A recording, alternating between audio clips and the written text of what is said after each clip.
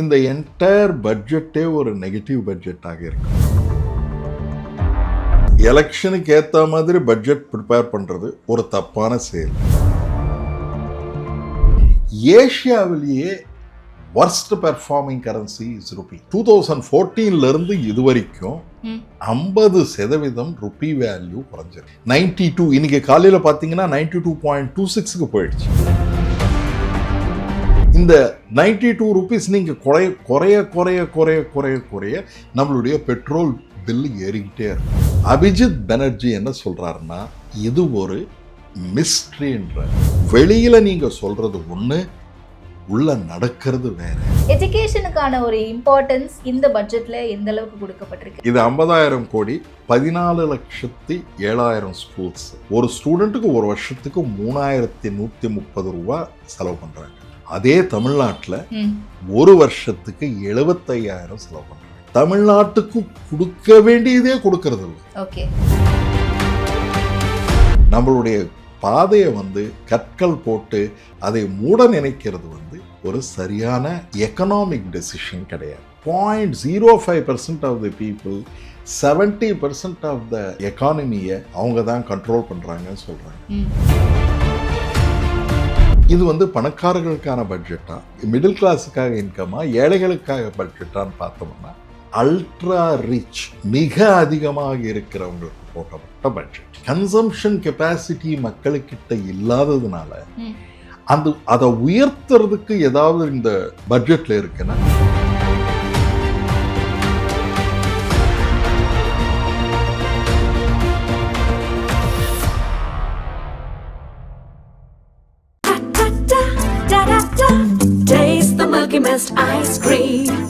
Milky Mist ice creams. வணக்கம் sir. வணக்கங்க. மத்திய பட்ஜெட் இன்னைக்கு தாக்கல் செய்யப்பட்டிருக்கு. இதில் பல்வேறு அம்சங்களை சொல்லியிருக்காங்க, பல்வேறு தரப்பினர் வரவேற்கிறாங்க. அண்ட் அதே மாதிரி எதிர் தரப்பில் இருக்கக்கூடியவங்க எப்பவும் போல எதிர்க்கிறாங்க. நிறைய சிக்கல்களுக்கு மத்தியில், ஒரு ஜியோ பொலிட்டிக்கல் டென்ஷன்ஸ்க்கு மத்தியில், அமெரிக்கா நம்ம மேலே விதித்த அந்த ரெசிப்ரோக்கல் டாக்ஸ், இப்படியான ஒரு ப்ரெஷருக்கு மத்தியில் தான் இந்த பட்ஜெட் தாக்கல் செய்யப்பட்டிருக்கு. அண்ட் இதில் இருக்கக்கூடிய பாசிட்டிவ்ஸாக என்னென்ன விஷயங்களை பார்க்குறீங்க நீங்கள்? பாசிட்டிவாக பார்க்கும்போது ஒன்று, நம்மளுடைய டெஃபிஷிட் பட்ஜெட்டிங், டெஃபிஷிட் 4.3% வரைக்கும் பண்ணியிருக்காங்க. ஓகே, இது 4.4 இருந்தது போன வருஷம். அப்படின்னா நம்மளுடைய வரவை விட செலவு 104.3. ஓகே, 4 ரூபாய் 30 காசு, 100 ரூபாய் வரவு வந்ததுன்னா 4 ரூபாய் 30 காசு அதிகமாக செலவு பண்ணுறோம்னு புரிஞ்சிக்கலாம். இது இந்த டெஃபிஷிட் இந்த அளவுக்கு மெயின்டைன் பண்ணோம்னா நம்மளுடைய கிரெடிட் ரேட்டிங்ஸ், பெரிய பெரிய ஏஜென்சிஸ் எல்லாமே இது ஓவர் ஸ்பெண்டிங் பண்ணுறதில்லைன்ற ஒரு இதில் வரும். அதே மாதிரி நம்பர் 2 40,000 கோடி இந்த ISM, இந்த சிப்ஸை நமக்கு ஒரு சிப்ஸ் நம்ம இந்தியாவில் எதுவுமே மேனுஃபேக்சர் பண்ணுறதில்ல. அது 40,000 கோடி ISM 2, இதுக்கு முன்னால் ISM 1 இருந்தது, இதுக்கு ISM 2க்கு 40,000 கோடி கொடுத்துருக்காங்க, ரிசர்ச் அண்ட் டெவலப்மெண்ட் எல்லாம் பண்ணுறதுக்காக. அது ஒரு பாயிண்டாக பார்க்குறேன் நான், பாசிட்டிவ் பாயிண்டாக பார்த்துக்கிட்டு இருக்கேன். அது எந்த அளவுக்கு அடிக்குவேட்டாக இல்லையான்றது ஒரு வேற விஷயம். அட்லீஸ்ட் இப்போ கொடுத்துருக்காங்க. இது இந்த மேக்ரோ எக்கனாமிக்ஸில் இது. நம்பர் 3, 10,000 கோடி மைக்ரோ அண்ட் ஸ்மால் என்டர்பிரைசஸ்க்காக 10,000 கோடி நிதி ஒதுக்கீடு கொடுத்துருக்காங்க MSMEஸ்க்கு. ஆனால் MSMEஸ்க்கு இந்த 10,000 கோடி பத்துமா பத்தாதான்றது அது ஒரு கொஸ்டின். அது எல்லாமே அடுத்த தடவை பார்க்கலாம். ஆனால் இதுதான் மேஜராக இந்த என்டையர் பட்ஜெட்டில் நம்ம பார்க்கக்கூடியது. அதே போல் இன்கம் டேக்ஸில் 12 லட்சத்துலேருந்து 12,75,000க்கு இன்க்ரீஸ் பண்ணியிருக்காங்க.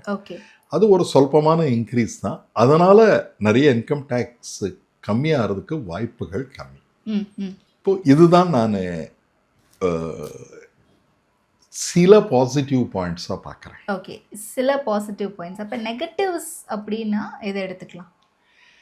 இந்த என்டையர் பட்ஜெட்டே ஒரு நெகட்டிவ் பட்ஜெட்டாக இருக்குமா? ஏன் சார்? ஏன்னா இது பணக்காரர்களுக்கான பட்ஜெட்டா,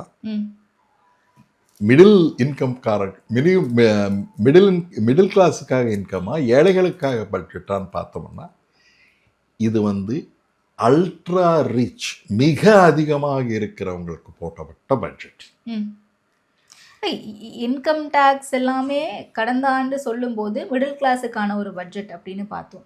இந்த முறை அதை ஓரளவுக்கு வேவ் பண்ணியிருக்காங்க அப்படின்னா அது எல்லாமே மிடில் கிளாஸுக்கான 75,000 ரூபாய் வேவ் பண்ணிட்டா இமீடியட்டா நம்ம கன்சம்ஷன் இன்க்ரீஸ் ஆயிடுமா?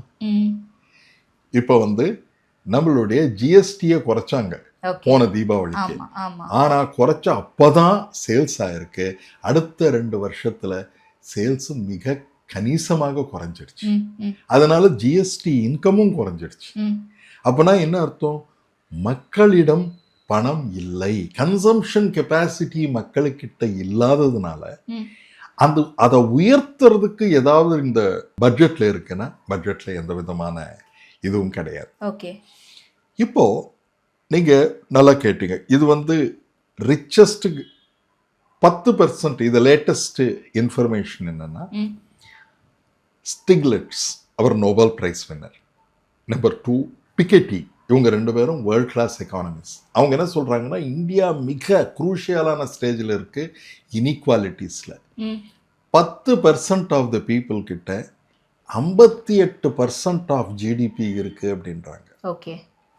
0.05% of the people 70% of the எக்கானமியை அவங்க தான் கண்ட்ரோல் பண்றாங்கன்னு சொல்றாங்க.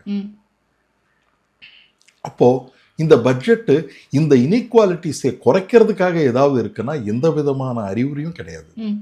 நீங்க டிஸ்கஸ் பண்ணும்போது கேட்டீங்க, இந்த growth ரேட் 7.4%, இன்ஃப்ளேஷன் 1.13, இது 2 கரெக்டா இருக்க முடியுமா என்று கேட்டீங்க.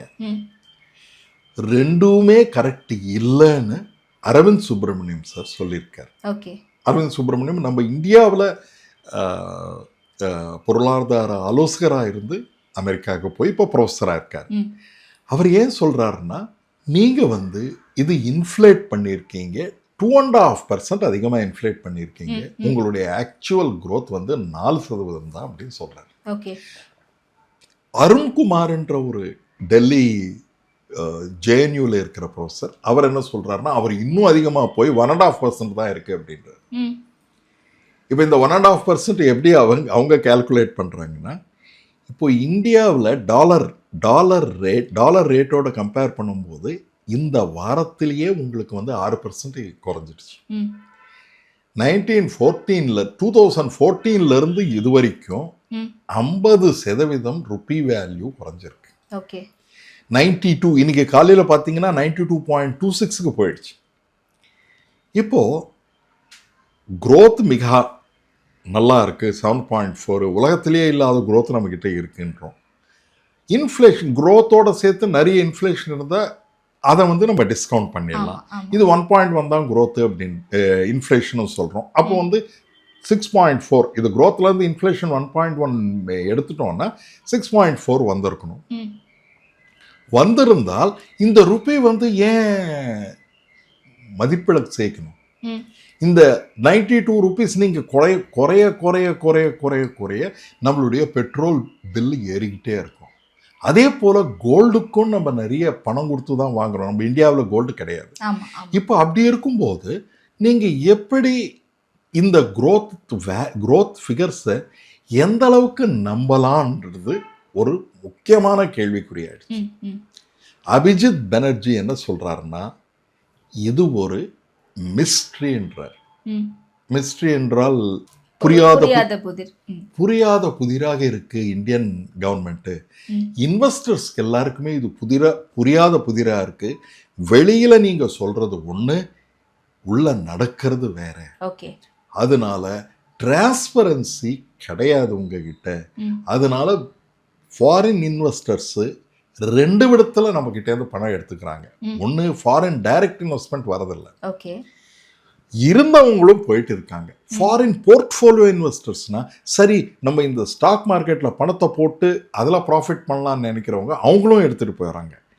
இவங்க 2 பேரும் ஃபாரினர்ஸும் நம்மளை நம்புறதில்ல அப்படின்னு சொல்லி நம்ம வச்சுக்கலாம். ஏன்னா அவங்க பணம் போட்டிருப்பாங்க நம்பியிருந்தால். ஆனால் இந்தியன் கார்பரேட்ஸ் பணம் போடுதானா அவங்களும் போடுறதில்ல. இப்போ இந்தியன் கார்பரேட்ஸும் பணம் போடுறது இல்லைன்னா நம்மளை நாமே பிலீவ் பண்ணாத போது ஃபாரின்லேருந்து வந்தவங்க எப்படி பிலீவ் பண்ணுவாங்க? பிலீவ் பண்ணுறதுக்கு வாய்ப்பே இல்லை. அதனால் வந்து இந்த ஃபிகர்ஸ் எல்லாமே இதுக்கு காரணம் என்னென்னா, நமக்கு சி கிரேட் கொடுத்துருக்காங்க. ஓகே, ஐஎம்எஃப்ல சி கிரேட் ஏன் கொடுத்துருக்காங்கன்னா, நம்மளுடைய டேட்டா எல்லாமே நீங்கள் சொல்கிறது கரெக்டு தான், ப்ராப்ளம் வந்து கரெக்டாக தான் ஆன்சர் பண்ணியிருக்கீங்க. ஆனால் பேசிக்காக நீங்கள் வந்து 2012 பேஸ் பண்ணி இப்போ ப்ரைஸஸ் இந்த மாதிரி இருக்குது, இந்த ப்ராஜெக்ட் இந்த மாதிரின்னு இருக்குது.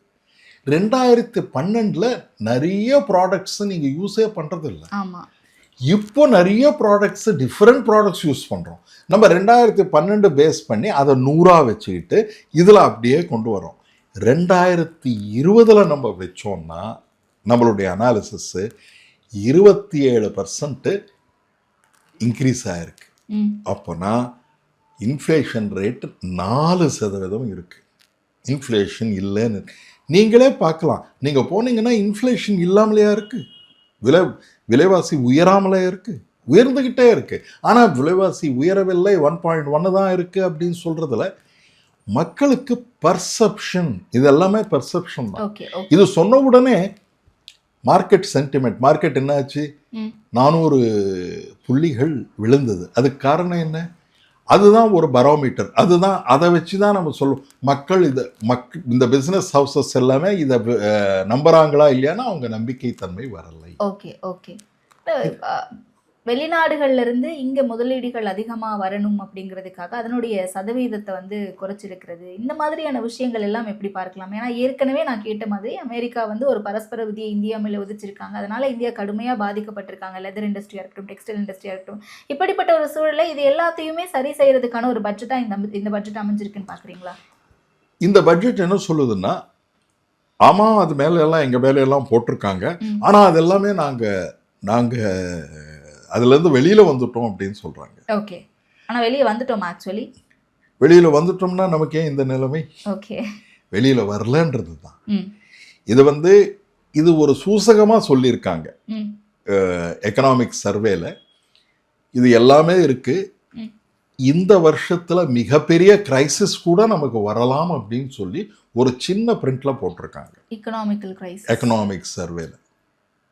என்ன மாதிரியான கிரைசிஸ்? எக்கனாமிக் கிரைசிஸ்னா இந்த டிமாண்ட் ரெசிஷன் வருமா? ரெசிஷன்ன்றது negative growth for continuously for 2 quarters, 2-3 மாசத்துல கண்டினியூஸாக நெகட்டிவ் growth வந்தால் நம்ம டிமாண்டு குறையுது அப்படின்னு அர்த்தம். ஓகே, டிமாண்டு குறைஞ்சதுன்னா நம்மளுடைய எக்கானமி ரொம்ப மிக மிக ஆழமான டீப் ரெசிஷனில் போயிட்டு இருக்குன்னு அர்த்தம். நம்ம ஸ்மால் இன்ஃப்ளேஷன் இருந்து க்ரோ ஆகிறது பெட்டரு. இன்ஃப்ளேஷனே இல்லாமல் நெகட்டிவில் இதை கைவிட்டு போயிட்டு இருக்கும்போது, டிமாண்ட் கம்மியாகும்போது அது ஒரு கிரைசிஸாக மாறும். ஓகே, அந்த கிரைசிஸ்ன்ற வேர்டு யூஸ் பண்ணியிருக்காங்க ஒரு இடத்துல. இப்போ ருபி வேல்யூ கண்டினியூஸாக குறைஞ்சிக்கிட்டே இருக்கு. ருபி வேல்யூ 6% குறைஞ்சிருக்கு எல்லா கரன்சியோடையும் சேர்த்து. ஏஷியாவிலேயே worst performing currency is rupee. இப்படி இருக்கும்போது நீங்கள் எந்த இதில் நம்ம போயிட்டு எல்லார்கிட்டையும் நம்ம நல்லா பண்ணிட்டு இருக்கோம், எங்களை இன்வெஸ்ட் பண்ணுங்கன்னு சொல்கிறதுக்கு எந்த விதமான அறிகுறிகள் இருக்குன்னு எதிர்பார்க்குறீங்க? புரியுது. ஸோ இந்த பட்ஜெட்டை நம்ம ஓவரால் பார்க்கும்போது தமிழ்நாட்டுக்கு என்ன மாதிரியான விஷயங்கள் கொடுத்துருக்காங்க அப்படின்றது இல்லை சார். ஏன்னா இப்போ 2024 ஆட்சிக்கு வந்த உடனேயே கூட்டணி கட்சிகளாக இருக்கக்கூடிய கூட்டணிக்கு உதவிய பீகாருக்கும் சரி ஆந்திராவுக்கும் சரி அதிக நிதிகள் கொடுத்தாங்க. அதற்கான இம்பார்ட்டன்ஸ் அதிகமாக இருந்துச்சு அப்படின்னு சொல்லப்பட்டுச்சு. 2025 பட்ஜெட்டில் பீகார் எலெக்ஷனை ஒட்டி பீகார் சார்ந்த விஷயங்கள் நிறைய இருந்துச்சு அப்படின்னு சொல்லப்பட்டுச்சு. அப்படி பார்த்தா 2026 இருக்கோம். நம்ம பட்ஜெட்டும் தாக்கல் செய்துட்டாங்க. 26 எலெக்ஷனை சந்திக்கக்கூடிய மாநிலங்கள் நிறைய இருக்குது. கேரளா இருக்குது, தமிழ்நாடு இருக்குது. இதை சார்ந்த விஷயங்கள் என்ன செய்தாங்க தமிழ்நாட்டுக்கும் கேரளாக்கும் வெஸ்ட் பெங்காலுக்கும்? இந்த மாதிரியான கேள்விகள்லாம் இருக்குல்ல. எலெக்ஷனுக்கு ஏற்ற மாதிரி பட்ஜெட் ப்ரிப்பேர் பண்ணுறது ஒரு தப்பான செயல். இது கடந்த ஆண்டு பண்றது தப்பு பண்ணோம் சொல்லி திருப்பி தப்பு பண்றதே ஒரு விஷயம். ஆனால் தமிழ்நாட்டுக்கு கொடுக்க வேண்டியதே கொடுக்கறது இல்லை. ஓகே, எஜுகேஷனுக்கு கொடுக்கல 2000 கோடி. நம்மளுடைய பேரிடை வந்த பிறகு அதுக்கும் பணம் கொடுக்கல. ரயில்வே துறைக்கு 5,40,000 கோடி ஒதுக்கியிருக்காங்க. அது வந்து எந்த அளவுக்கு நம்ம தமிழ்நாட்டுக்கு வரும்னு தெரியல. எந்த விதத்திலையும் தமிழ்நாட்டுக்கும் கேரளாவுக்கும் வெஸ்ட் பெங்காலுக்கும் இப்போ நடக்கக்கூடிய எலெக்ஷன் இருக்கிற 5 ஸ்டேட்லேயும் ஏதோ ஒன்று அஸ்ஸாமுக்கு பண்ணியிருந்திருக்கலாம். ஆனால் இதுக்கு எந்த விதமான இதுவும் தரவில்லை. ஆனால் தமிழ்நாடு தான் இந்தியாவிலேயே 11.1% growth காட்டிட்டு இருக்கு.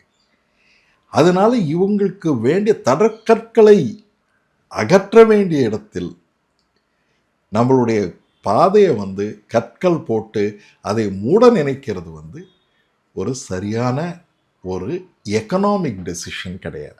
ஓகே தமிழ்நாட்டுக்கு வர வேண்டிய நிதி வரல அப்படிங்கறத இங்க இருந்து போராடிக்கிட்டு இருக்காங்க. அதையே தான் இப்ப நீங்களும் சுட்டி காட்டுறீங்க. ஆனா நிதிக்குழு பரிந்துரையின்படி மாநிலங்களுக்கு 1,40,000 கோடி நிதி வந்து வழங்கணும் அப்படின்னு சொல்றாங்க. இது வந்து எப்படின்னாங்கம்மா, இந்த கவர்மெண்ட் ஒரு 10 வருஷத்துக்கு முன்னால வந்த பிறகு செஸ் பேஸ்ட் ப்ரோக்ராம்ஸ்னு ஒன்று கிரியேட் பண்ணாங்க. நீங்க டெஃபினட்டா அது பார்க்கலாம்.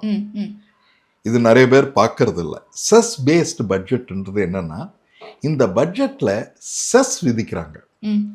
இந்த செஸ் 18% விதிக்கிறாங்க. இப்போ நீங்க ஜிஎஸ்டி எல்லாமே நீங்க நம்மளுடைய இவங்களுக்கு பகிர்ந்து கொள்ள வேண்டும்.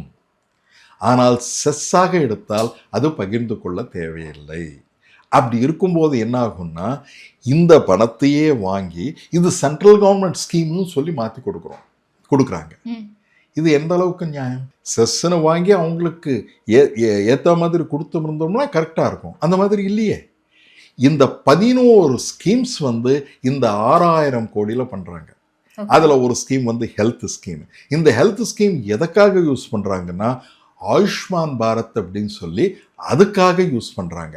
ஆனால் இந்த ஆயுஷ்மான் பாரத்தில் ஆயுர்வேதிக் ஹோமியோபதி மெடிசன்ஸுக்கு அவங்க கொடுக்குறாங்க. ஆனால் ஆயுர்வேதிக் ஹோமியோபதி மெடிசன்ஸில் லிவர் டாக்டர் என்ற ஒரு நிறைய டாக்டர்ஸு இந்த கொடுக்குற மெடிசன் எல்லாமே டெஸ்ட் பண்ணாங்களா இல்லையான்றது ஒரு கேள்விக்குறியாக சொல்கிறாங்க. நிறைய லிவர் பிரச்சனைகள் இந்த ட்ரக்ஸ்னால வருது.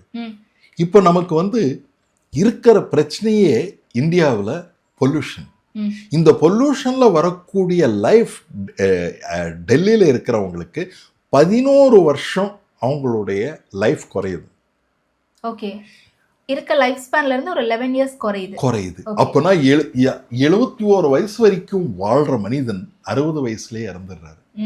அவரே இப்போ தமிழ்நாட்டுக்கு வந்துட்டாருன்னா அவருக்கு 11 வயசு இன்க்ரீஸ் ஆகிடும். ஏன்னா இங்கே பொல்யூஷன் அந்த அளவுக்கு குறைவு. நீங்க பார்க்கலாம், AQI லெவல்ஸ் 400 900 வரைக்கும் வந்திருக்கு. இந்த பொல்யூஷன் குறைக்கிறதுக்கு அதுக்கு வரக்கூடிய விளைவுகள் வந்து கார்டியோ தொராசிக் ப்ராப்ளம்ஸ் எல்லாமே சால்வ் பண்ணுறதுக்கு மெடிக்கல் ரிசர்ச் பண்ணுறதுக்கு பணம் கொடுக்கணுமா, இல்லைன்னா ஆயுஷ்மான் பாரத்ன்ற இதுக்கு கொடுக்கணுமா? அதே போல் இந்த இதில் எனக்கு புரியாத இது என்ன இருக்குன்னா, இந்தியாவில் இளைஞர்கள் நிறைய செல்ஃபோன் யூஸ் பண்ணுறாங்க, நிறைய ஃபுட்டு அல்ட்ரா ப்ராசஸ்டு ஃபுட்டு சாப்பிட்றாங்க, அதனால் அவங்க ஹெல்த் ஸ்பாயில் ஆகுது அப்படின்னு சொல்கிறாங்க. இது அஃப்கோர்ஸ் இதை வந்து நம்ம டெஃபினட்டாக நம்ம வந்து இது மேலே ஆக்ஷன் எடுக்க வேண்டியது. ஆனால் பட்ஜெட்டில் சொல்கிறதுக்கு இதுக்கும் சம்மந்தம் என்ன இருக்குன்றது கொஞ்சம் ஒன்று இதில் சொல்லி இதில் திசை திருப்பலாமா அப்படின்னு சொல்லி பார்க்குறாங்களா, இல்லைன்னா இது ரியலாகவே இது பட்ஜெட்டுக்கும் இதுக்கும் என்ன சம்மந்தம்? ஒருவேளை நாங்கள் அல்ட்ரா ஃபுட்டெல்லாம் சாப்பிடா விட்டாலும் பட்ஜெட் இம்ப்ரூவ் ஆகிடுமா, கோல்டு விலை குறைஞ்சிடுமா, இல்லைன்னா ருபி வேல்யூ இன்க்ரீஸ் ஆகிடுமா? எதுவுமே நடக்காது. அப்படி இருக்கும்போது இந்த மாதிரி நீங்கள் வந்து செல்ஃபோன் நிறைய பார்க்குறீங்க யங்ஸ்டர்ஸு 2 ஹவர்ஸில். ஒரு காலத்தில் ஒரு 3 நிர்மலா சீதாராமன் மேடம் அவர்கள் ஒரு 3 வருஷத்துக்கு முன்னால் யங்ஸ்டர்ஸ் எல்லாம் நிறைய உபர் எல்லாமே யூஸ் பண்ணுறாங்க, கார் வாங்குறது இல்லை, அதனால தான் எக்கானமி க்ரோ ஆகிறது இல்லை. இதில் என்ன அர்த்தம் இருக்குது? எனக்கு கார் தேவையில்லை, எப்போ கார் வாங்கணுமோ அப்போ கார் வாங்கிக்கிறேன். யங்ஸ்டர்ஸ் வந்து அதுக்குன்னு கார் வாங்கி நான் எக்கானமி டெவலப் பண்ணுறது என்னுடைய வேலை இல்லை. எனக்கு என்ன ஈஸியாக இருக்கோ அது பார்க்குறது. ஓகேனா எக்கானமி டெவலப்மெண்ட்னு வரும்போது இங்கே நம்ம கட்டக்கூடிய டாக்ஸ் மட்டுமே வந்து பார்த்தோம்னா 31.9 விழுக்காடு இருக்குது. அது இல்லாமல் ஜிஎஸ்டி 27.6%, கார்பரேட் டேக்ஸ் வந்து 25.3% இருக்குது. இதை கம்பேரிட்டிவ்லி பார்க்கும்போது அரசுக்கு வரக்கூடிய அந்த இன்கம் அப்படிங்கிறதே நம்ம கட்டக்கூடிய வரியிலிருந்து தான் அதிகமாக போய் சேருதோ. அப்போ நம்மளுடைய பங்கு தான் இதில் அதிகமாக இருக்குது அப்படிங்கிறத புரிஞ்சுக்கலாமா? எப்படி சார் இது? நீங்கள் ரொம்ப இம்பார்ட்டண்ட்டான ஸ்டாட்டிஸ்டிக்ஸை சொன்னீங்க. நீங்கள் இன்கம் டேக்ஸ் எவ்வளோங்கம்மா சொன்னீங்க? 31.9 31.9 ப்ளஸ் ஜிஎஸ்டி எவ்வளோங்கம்மா? 27.6. ரெண்டுத்தையும் ஆட் பண்ணீங்கன்னா 58%. ஓகே. 58% மக்கள்கிட்டேருந்து கலெக்ட் பண்ணுறீங்க. ம். அது மக்கள் தானே கட்டுறாங்க. ஓகே. ட்ரூ. ஆமாம். மக்கள் கரெக்ட் பண்ணும்போது அப்ராக்சிமேட்டாக எல்லாம் ஒரு போரஸ்ட் மேன் கூட 35% டேக்ஸ் பே பண்ணுறாங்க. ம். இவ்வளோ ஹை டேக்ஸ் பே பண்ணி பெட்ரோலியம் எல்லாத்திலும் மேலும் டேக்ஸும் பே பண்ணி நமக்கு வரக்கூடிய பெனிஃபிட் என்ன? அதுதான் கேள்வியாக கேட்குறாங்க நிறைய இடத்துல. ஓகே. ஓகே. கார்ப்பரேட்டுகளுக்கு 30%-இருந்து 22% கொடுத்துருக்கோம். ம். இப்போ 22% கம்மி பண்ணதுனால நம்ம என்ன சொன்னோம், அந்த டேக்ஸ் பணத்தை எல்லாமே நீங்கள் வந்து ஆர்என்டிக்கு ரிசர்ச் அண்ட் டெவலப்மெண்ட்டுக்கு பண்ணுங்க, நீங்கள் புதுசாக ஃபேக்ட்ரிஸ் தொடங்குங்க அப்படின்னா யாருமே தொடங்கலை. ம். அவங்களுக்கு ப்ராஃபிட் வருது நிறைய.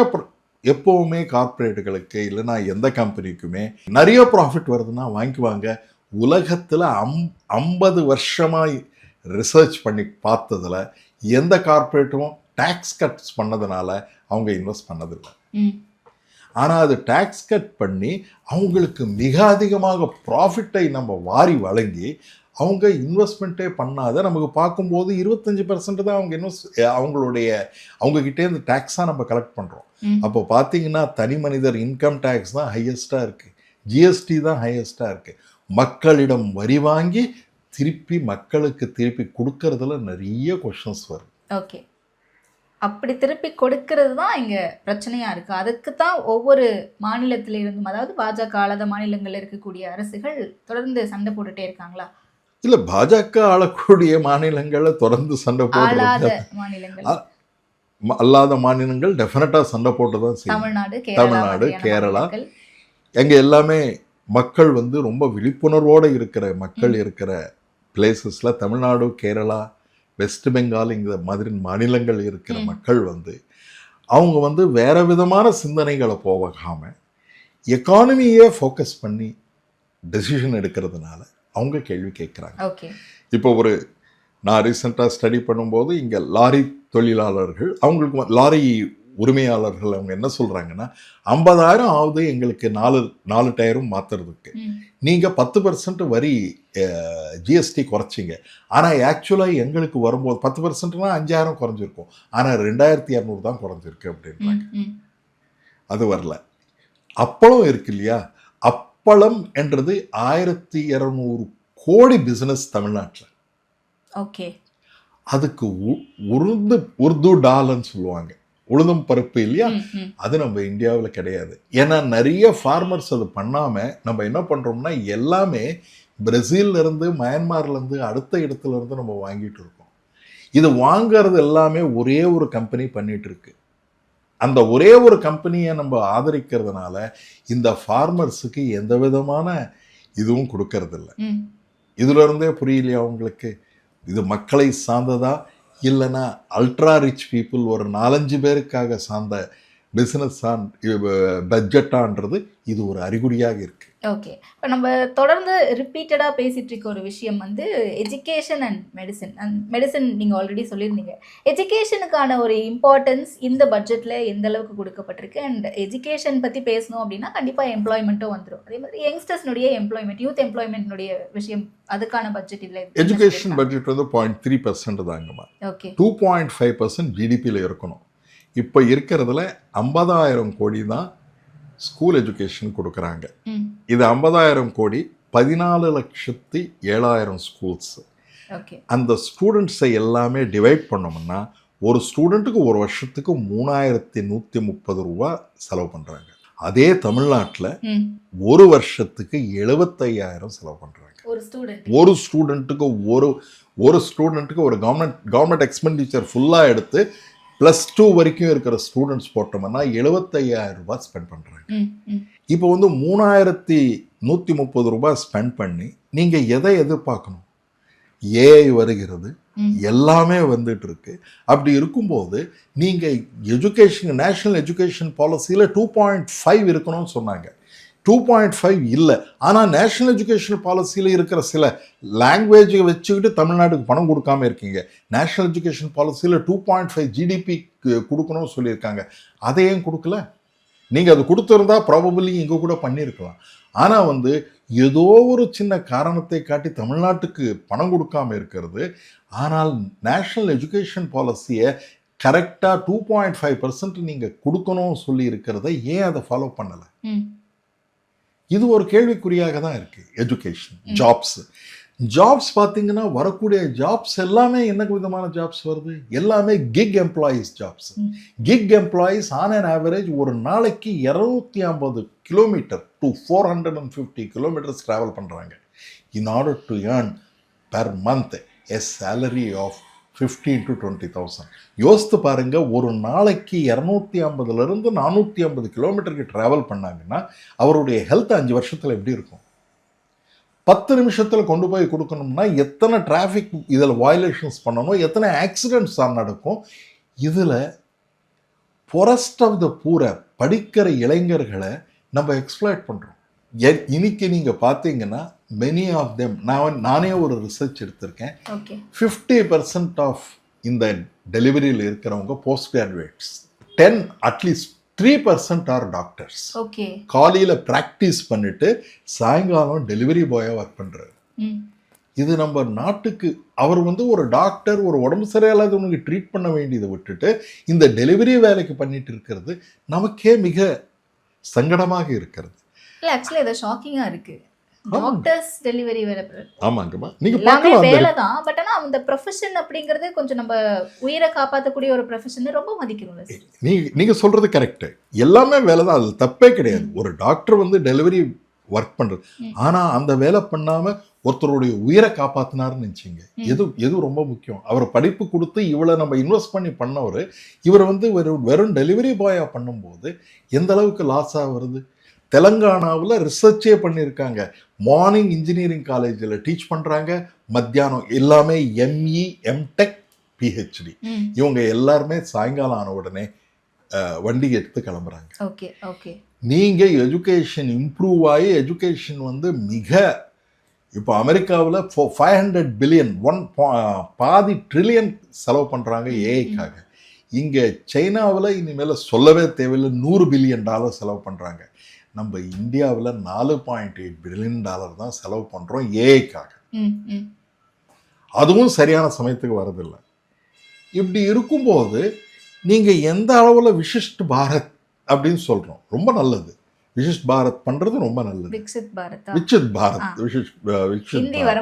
அதனால விக்ஷித் பாரத் பண்ணுறோம். இது வந்து அப்படியே 2047 அது வரும்ன்றதுக்கு நான் 47 வரைக்கும் உயிரோடு இருக்கணுமே. இது அந்த பாதையிலே போயிட்டு இருக்குன்னா அதுக்கு பாதையே கிடையாது உங்களுக்குன்னு அபிஜித் பானர்ஜி சொல்றாரு. You don't have a road map அப்படின்ட்டு.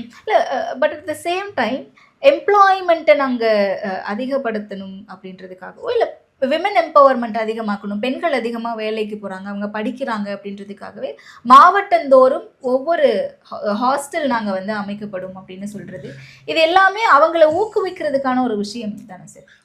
அது ஒரு நல்ல ஸ்கீமுங்கம்மா. அதனுடைய எந்த அளவுக்கு பட்ஜெட் போடுவாங்கன்றது எனக்கு தெரியாது. ஆனால் டெஃபினட்டாக அது நல்ல ஸ்கீம். அதனுடைய முன்னோடி வந்து தமிழ்நாடு தான். தமிழ்நாட்டில் 787 crores போட்டு ஒரு விமன் இது பண்ணாங்க.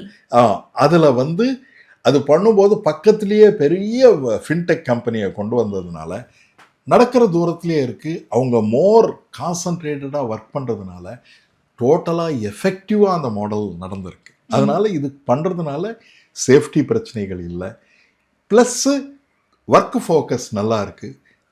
சைனாவில் அப்படி தான்.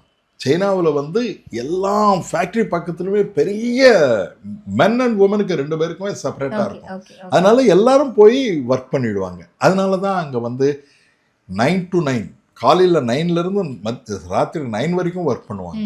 அதுக்கு ஒர்க் பண்ணக்கூடிய சூழ்நிலை எல்லாமே ஏசி பண்ணிட்டாங்க. அவங்க ஒர்க் பண்ணக்கூடிய சூழ்நிலை இருக்கணும்.